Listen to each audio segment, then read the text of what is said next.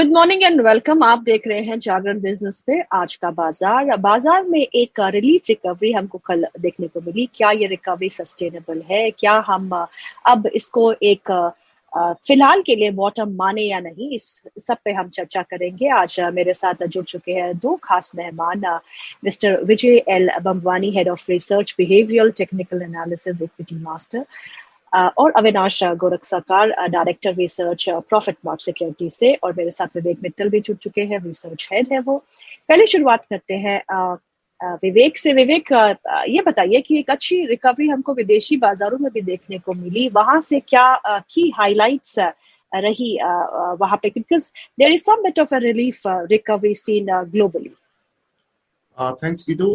कल हमने देखा कि इंडियन मार्केट में तो ब्रॉड बेस्ड रैली थी ही, all the indices were in green, and जो यूरोपियन मार्केट्स थे उनमें भी करीब 1% तक का जंप देखने को मिला, और अमेरिकन मार्केट्स में भी एक ब्रॉड बेस्ड रैली थी। तीनों ही इंडेक्स उनके ग्रीन में बंद हुए हैं और डे हाई पर बंद हुए हैं। That's very important. और जो कुछ एक पॉइंट थे जो कल हमने मॉर्निंग में भी डिस्कस किया था कि पुतिन ने जो स्वीडन को लेकर और जो अपना स्टेटमेंट दिया है कि अभी उनको नेटो में उनके जाने से कोई प्रॉब्लम नहीं है, लेकिन यस, अगर वो वहां पर नेटो अपना कोई मिलिट्री बेस बढ़ाता है then there would be a problem. That means कि कहीं ना कहीं इंटरनेशनल मार्केट में इसको उनका बैकफुट पर आना माना जा रहा है, जिसकी वजह से हमने देखा कि थोड़ा सा बाजार में जो एक एक्स्ट्रा फियर एक्यूमुलेट हो रहा था वो थोड़ा सा कल सबसाइड होता हुआ दिखाई दिया, जिसकी वजह से हमें एक रैली देखने को मिली। उसके अलावा एक मार्केट में बहुत ज्यादा शॉर्ट्स बने हुए थे, वो भी एक कारण थे। और ग्लोबल अगर हम यूएस मार्केट में भी देखें तो कल फेड के चेयरमैन के जो दो स्टेटमेंट आए थे वो भी बड़े इंपॉर्टेंट थे। उन्होंने कहा कि जो हमारी पूरी फेड की बोर्ड है उसने लास्ट मीटिंग में भी ये डिसाइड किया था कि अगली दो मीटिंग्स जो होंगी जून और जुलाई में, उसमें हम 50 बेसिस पॉइंट ही रेट हाइक करेंगे। तो एक मार्केट में जो फियर था एक्स्ट्रा कि 75 बेसिस पॉइंट हाइक हो सकते हैं, उन्होंने वो सबसाइड किया। उन्होंने ये भी कहा कि ये जो इन्फ्लेशन बढ़ रहा है this is supply side inflation, जिसमें फेड कुछ नहीं कर सकता।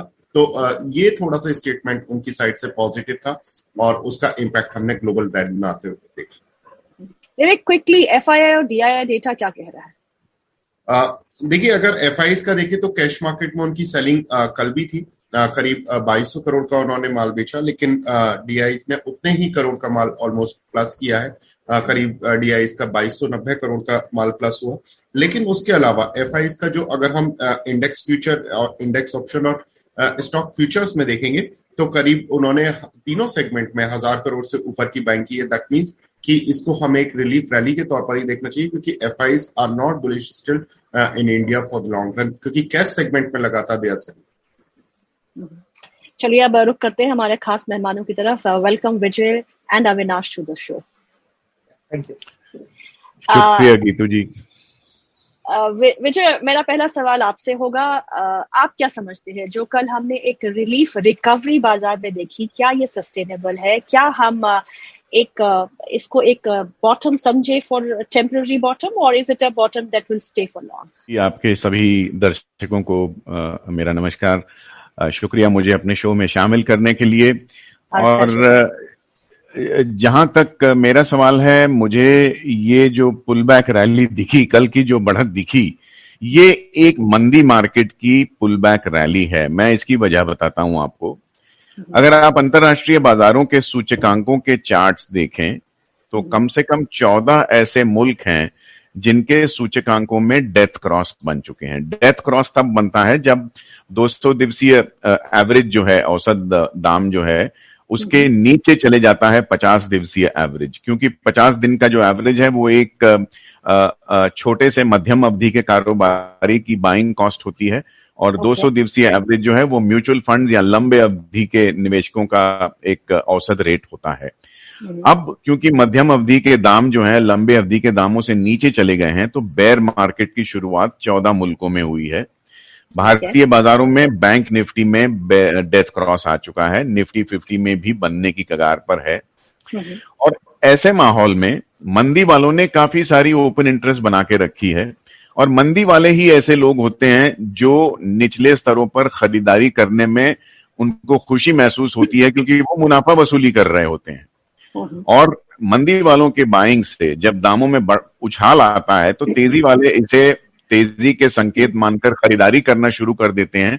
तो छोटे अवधि में ऐसे हो जाता है कि तेजी और मंदी करने वाले दोनों ही खरीदारी करते हैं और बहुत तीव्र गति से बेयर मार्केट में रैली आती है।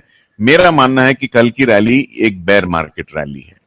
Good morning Geetu. I think जैसे विजय ने कहा, मुझे लग रहा है कि देखिए बाजार में अभी भी जिस प्रकार के हेडविंड्स मार्केट में है, जैसे कि इन्फ्लेशन को अगर हम देखें, अगर हम रुपया का वैल्यू देखें, डॉलर इंडेक्स का इंक्रीज देखें, तो ये सारे इंडिकेटर्स ये पॉइंट कर रहे हैं कि ये जो कल हमने देखा वो ज्यादातर एक शॉर्ट कवरिंग रैली थी। कल का पूरा बाजार मेटल्स ने खींचा है और मेटल्स की जो रैली होती है वो काफी शॉर्ट लिव्ड होती है। कल चाइना से अच्छी खबर आ गई कि वहां पे कोविड के रिपोर्ट्स कम हो गए हैं, वहां पे नॉर्मलसी हो रही है, तो सभी को ऐसा लगा कि शायद मेटल मार्केट में चाइना जो बड़ा प्लेयर है वहां से बाइंग शुरू करेगा, तो इस कारण से मेटल ने मार्केट को संभाला है। बट मुझे लग रहा है कि जब तक आज कोई फॉलो अप बाइंग आती नहीं है, ये कहना मुश्किल है कि ये बॉटम हो चुका है। मेरे ख्याल से कल ऑफकोर्स इंटरनेशनल मार्केट ओपन अच्छे बंद हो चुके हैं, लेकिन WPI का नंबर जो आया गीतू वो काफी बड़ा है, I think much bigger than market expectation, तो वो एक थोड़ा सा डिसअपॉइंटिंग फैक्टर रहेगा। तो मेरे ख्याल से आई थिंक ये कहना इमेच्योर होगा कि बॉटम बन गया है। शायद थोड़ी बहुत फॉलोअप बाइंग आपको और एक दो दिन के लिए देखनी पड़ेगी और उसके बाद मेरे ख्याल से one can take a call. But definitely अभी स्टॉक स्पेसिफिक एक्टिविटी पे ज्यादा फोकस करना चाहिए। इंडेक्स लेवल पे मुझे लग रहा है कि ये वोलेटिलिटी मार्केट्स में at least for the near term चलेगी। Vijay, what's your take on Nifty and Bank Nifty? What are the levels that you're watching out for? जहां निफ्टी का सवाल है, पिछले कुछ दिनों में 15,750 पे एक स्विंग लो बना है। इसे हार्ड बॉटम नहीं कहेंगे, लेकिन यहां से उछाल आया है और इसे टेम्पररी एक स्विंग लो मानेंगे। 25 दिन का जो मूविंग एवरेज है, जो कि एक महीने की होल्डिंग ऑन कॉस्ट होती है एक ट्रेडर की, जो expiry to expiry carry forward करता है अपने तेजी के पोजीशन, वो लेवल है 16,500 और 16,600 के बीच में। वहां तक जाने की क्षमता रखता है निफ्टी और वहां पर बिकवाली आएगी क्योंकि ओवरहेड सप्लाई आएगी। ओवरहेड सप्लाई का कंसेप्ट मैं आपको समझा दूं। आपने ऊंचे स्तर पर माल खरीद रखा है, बाजार नीचे गिर गई, उसके बाद जब बाजार ऊपर आती है और आपका ब्रेक इवन कॉस्ट आता है, जहां आपको ना नफा या ना नुकसान हो रहा है, वहां पर लोग चेष्टा करते हैं कि अपने लॉन्ग पोजीशन से छुटकारा मिल सके। तो ये ओवरहेड सप्लाई मार्केट की बढ़त को लिमिट करेगी, ऐसा मेरा मानना है। अविनाश, बाजार में जो एक बड़ी चिंता बनी हुई है वो है रुपए का गिरना। It's at record levels. So ऐसे में आप क्या समझते हैं, जैसे sectors which are benefiting because of a strong rupee, ऐसे में कौन से ऐसे सेक्टर्स है, कौन से ऐसे क्षेत्र है जहां पे इम्पैक्ट पड़ सकता है?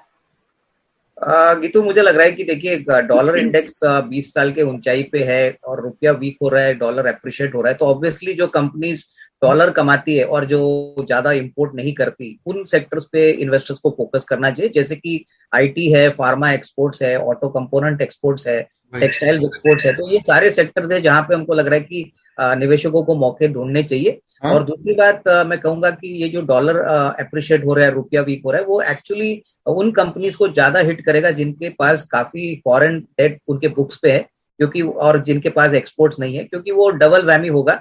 एक तरीके से उनको कॉस्ट भी बढ़ेंगे और उनके कर्जे भी महंगे होंगे। तो मेरे ख्याल से ऐसी कंपनीज निवेशकों को जरा ध्यान रखना चाहिए, क्योंकि आने वाले क्वार्टर्स में ये जो रुपया का करेंसी का इफेक्ट है, ये इनके प्रॉफिटेबिलिटी पे नेगेटिव रुझान लेके आएगा।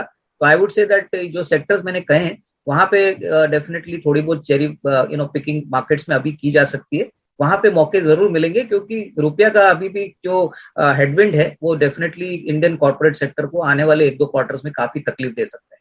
अविनाश सर, एक चीज, कल हमने 2-3 कंपनीज के भी रिजल्ट्स देखे थे, स्पेशली भारती एयरटेल के, तो हमने देखा कि उसमें रेवेन्यूज में इन लाइन विद एस्टिमेट से ऑलमोस्ट, और एबिटा हमारी एक्सपेक्टेशन से थोड़ा ऊपर आया।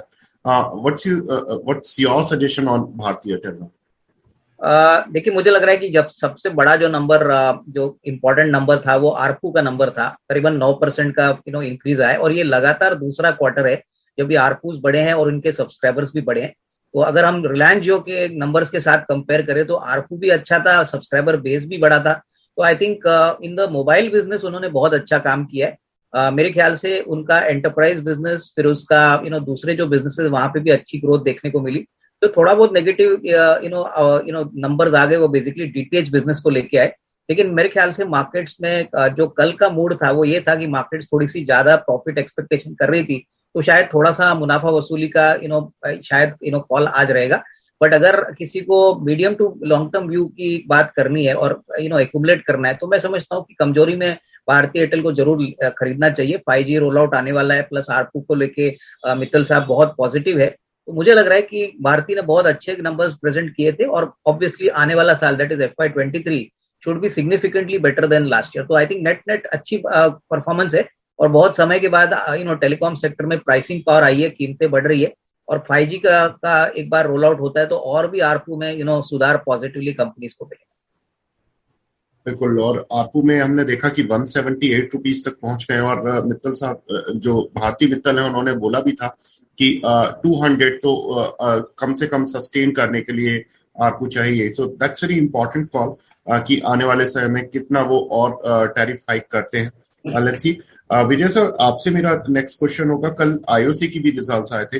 रिजल्ट्स थोड़े से वीकर साइड पर थे, हालांकि उन्होंने बोनस की घोषणा की, 2 शेयर पर 1 शेयर बोनस भी दिया है। तो आप दोनों को मिक्स कर किस तरह से देखते हैं? क्योंकि हमने देखा कि आईओसी के जो जीआरएम्स थे वो मार्केट एक्सपेक्टेशंस से थोड़े कम थे, जो मार्केटिंग मार्जिन्स हैं वो ऑलरेडी कम चल रहे हैं पेट्रोल और डीजल पर। हालांकि ये पिछले क्वार्टर की कहानी है, इस क्वार्टर में थोड़ा सा रिकवर होते हुए दिखाई देंगे मार्जिन्स। तो आपका क्या कहना है कि आईओसी पर क्या एक व्यू लेना चाहिए? विवेक, मेरा मानना है आईओसी एक मार्केट अंडर परफॉर्मर बना रहेगा, क्योंकि जब तक कच्चे तेल के दाम मजबूत हैं, जैसे western Texas intermediate WTI grade अगर $100 के ऊपर बना रहता है, तो एक OMCs ऑयल मार्केटिंग कंपनीज के शेयरों पर जो है दबाव बना रहेगा। तो अगर आप इंट्राडे प्लेयर हैं जो तुरंत ही एक ही सत्र में लिया बेची या बेच कर लिया करते हैं, उनके लिए आईओसी ठीक ठाक रहेगा। लेकिन अगर आप निवेश करने की चेष्टा कर रहे हैं और आपको लगता है कि कोई गाढ़ा मुनाफा इसमें आपको छोटे से मध्यम अवधि में मिल जाएगा, वो पॉसिबिलिटी मुझे कम लग रही है। विवेक, अगर हम बात करें काउंटर्स लाइक ऑटो में बहुत 1-2-3 साल में हमने देखा कि काफी अंडर परफॉर्मेंस वो रहे हैं, लेकिन अब थोड़ी बहुत हमको हलचल जो है ऑटो शेयरों में देखने को मिल रही है। टेक्निकली आप क्या कहेंगे? टाटा मोटर्स, मारुति जैसे काउंटर्स, क्या ये एक does it really make sense कि हम इन लेवल्स पे इनको खरीदें और एक्यूमुलेट करें? गीतू, जहां मारुति और टाटा मोटर्स में दोनों की तुलना की जाए, तो एक मेट्रिक होता है टेक्निकल एनालिसिस में रिलेटिव स्ट्रेंथ कंपैरेटिव, यानी दोनों शेयरों की जो तुलना में कौन सा ज्यादा बेहतर है अब छोटी अवधि में। तो मारुति का जो चार्ट है, जिस तरह की तीव्र गति से गिरावट इसमें आई थी, क्योंकि देखिए ब्याज के दर बढ़ने की संभावना है, और ऑटो क्षेत्र में खरीदारी जो है ऑटोमोबाइल्स में, चाहे 2 पहिया वाहन हो या 4 पहिए वाहन हो, वो ईएमआईज पर बहुत ज्यादा होती है, और बैंकों के दर बढ़ने से ईएमआईज महंगी पड़ेंगी। इस वजह से दोनों के शेयरों में गिरावट आई है, और दोनों को कंपेयर किया जाए तो फिलहाल मुझे टाटा मोटर्स का चार्ट रिलेटिवली स्पीकिंग मारुति से थोड़ा बेहतर लग रहा है। और यहां पर जो है 367 से 68 के आसपास टाटा मोटर में एक सपोर्ट बेस बनने की तैयारी कर रहा है ये शेयर, और ऊपरी स्तरों में छोटे अवधि में 445 के आसपास जाने की क्षमता रखता है। जहां मारुति का सवाल है, मुझे लगता है 7600 का स्तर है, उस पर नजर रखनी चाहिए। जब तक इस स्तर के ऊपर लगातार ये तीव्र गति से बढ़ता नहीं है अच्छे खासे वॉल्यूम्स और ओपन इंटरेस्ट एक्सपेंशन के साथ, तब तक इसमें बड़ी ब्रेकआउट नहीं आएगी, और ब्रेकआउट आएगी भी तो 7775 या 7800 के आसपास इसमें फिर थोड़ी बहुत रुकावट आएगी। अविनाश, आपको लगता है कि अब हमको उन कंपनीज पे फोकस करना चाहिए जो पॉजिटिव कैश फ्लोज जिनकी हाई प्राइसिंग पावर हो या जीरो डेट हो? क्या ये कंपनीज जो है वो हमको चूज करनी चाहिए ऐसे अनसर्टेन एनवायरनमेंट में? नहीं, बिल्कुल। इनफैक्ट गीतू, मुझे लग रहा है कि देखिए निवेशकों को अभी काफी अच्छा मौका मिल रहा है, क्योंकि बाजार ऊपर से काफी गिर चुका है। हमने देखा है काफी कंपनीज 50-60% उनके 52 वीक हाई से नीचे चल रही है। तो ये बेहतरीन मौका है कि आपको ऐसी कंपनीज फोकस करना है जहां पे कैश फ्लो स्ट्रांग है, जहां पे प्राइसिंग पावर है, जहां पे ब्रांड विजिबिलिटी है। क्योंकि मुझे लग रहा है कि इन द एंड जो कंपनीज की बैलेंस शीट स्ट्रांग है, जहां पे डेटा अच्छा आएगा, वहां पे ही री रेटिंग आएगी और मेरे ख्याल से निवेशकों का पैसा भी सेफ रहेगा। तो मेरे ख्याल से गिने चुने जो कंपनीज है वहां पे ही फोकस करिए। ऑफ कोर्स अभी तो अच्छा मौका है कि आपको अच्छी companies from the IT space, from the export space काफी अच्छे रीजनेबल वैल्यूएशंस पे मिल रही है। तो मार्केट में पैसा तभी बनता है जब आप अच्छी कंपनीज में जो पैरामीटर्स हमने बताए वहां से अगर आप पेशेंटली होल्ड करें तो री रेटिंग जब आती है तो ऐसी कंपनीज को फायदा होता है। तो अविनाश, आप क्या खरीद रहे हैं इस समय? देखिए, मुझे लग रहा है कि अगर खरीदना ही है तो मैं आईटी सेक्टर पे दाव लगाऊंगा, और स्पेशली जो सैस कंपनीज है, स्पेशली अगर हम इंटेलेक्ट डिजाइन एरिना की बात करें, तो मुझे लग रहा है कि ये एक ऐसी कंपनी है जो बहुत ही बेहतरीन तरीके से अपना बिजनेस कर रही है, प्लस वेल पोजिशनड है नॉट ओनली यूएस यूरोप में। तो मैं समझता हूँ कि इसको कोई भी गिरावट में या करंट लेवल्स पे भी खरीदा जा सकता है, अच्छे खासे रिटर्न्स मिल सकते हैं। और दूसरी बात मैं कहूंगा कि apart from the software and IT space, capital goods पे हम काफी पॉजिटिव है। हमको लग रहा है कि देखिए एलएनटी ने अभी नतीजे डिक्लेयर किए, बहुत ही स्ट्रॉन्ग नंबर्स थे, ऑर्डर बुक विजिबिलिटी भी स्ट्रॉन्ग है। तो मुझे लग रहा है कि एलएनटी करीबन 1500 रुपए का जो भाव चल रहा है, यहाँ पे भी एक थोड़ा सा निवेश किया जा सकता है। इसमें कोई डाउट नहीं कि जो इंडिया की ग्रोथ स्टोरी है, जीडीपी का ग्रोथ का आंकड़ा है, वो डेफिनेटली एलएनटी जैसी कंपनीज को बेनिफिट करेगा। तो एलएनटी और इंटेलेक्ट डिजाइन मैं समझता हूँ कि इस बाजार में इस लेवल पे भी खरीदे जा सकते हैं। अगर किसी का 12 to 15 मंथ्स का टाइम फ्रेम है तो एक रीजनेबल रिस्क रिवॉर्ड उनको मिलेगा।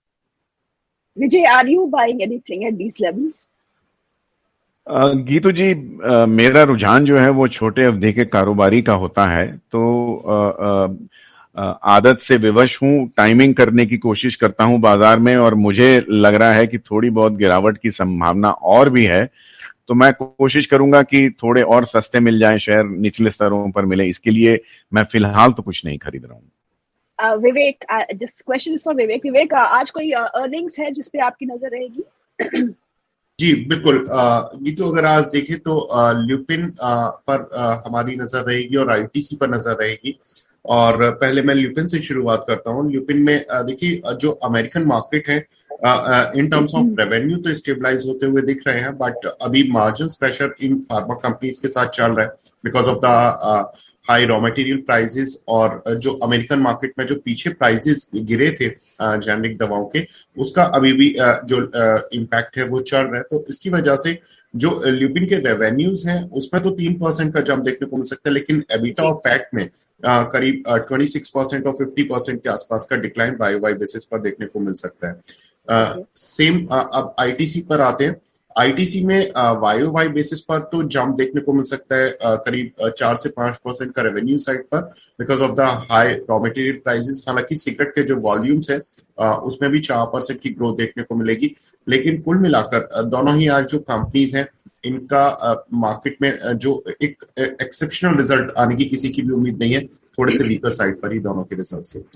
चलिए, अब कार्यक्रम को यहाँ ही समाप्त करते हैं, कल फिर से मुलाकात करते हैं। Thank you Vijay, thank you Avinash for being with us, thank you so much. शुक्रिया।